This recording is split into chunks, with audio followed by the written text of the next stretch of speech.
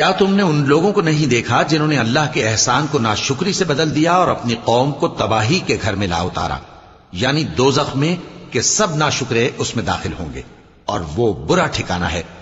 اور ان لوگوں نے اللہ کے شریک مقرر کیے کہ لوگوں کو اس کے رستے سے گمراہ کریں۔ کہہ دو کہ چند روز فائدے اٹھا لو، آخر کار تم کو دوزخ کی طرف لوٹ کر جانا ہے۔ اے پیغمبر، میرے مومن بندوں سے کہہ دو کہ نماز پڑھا کریں، اور اس دن کے آنے سے پیشتر جس میں نہ اعمال کا سودا ہوگا اور نہ دوستی کام آئے گی، ہمارے دیے ہوئے مال میں سے پوشیدہ اور علانیہ خرچ کرتے رہیں۔ اللہ ہی تو ہے جس نے آسمانوں اور زمین کو پیدا کیا اور آسمان سے مے برسایا، پھر اس سے تمہارے کھانے کے لیے پھل پیدا کیے اور کشتیوں اور جہازوں کو تمہارے زیر فرمان کیا تاکہ وہ سمندر میں اس کے حکم سے چلیں، اور نہروں کو بھی تمہارے زیر فرمان کیا، اور سورج اور چاند کو تمہارے لیے کام میں لگا دیا کہ دونوں دن رات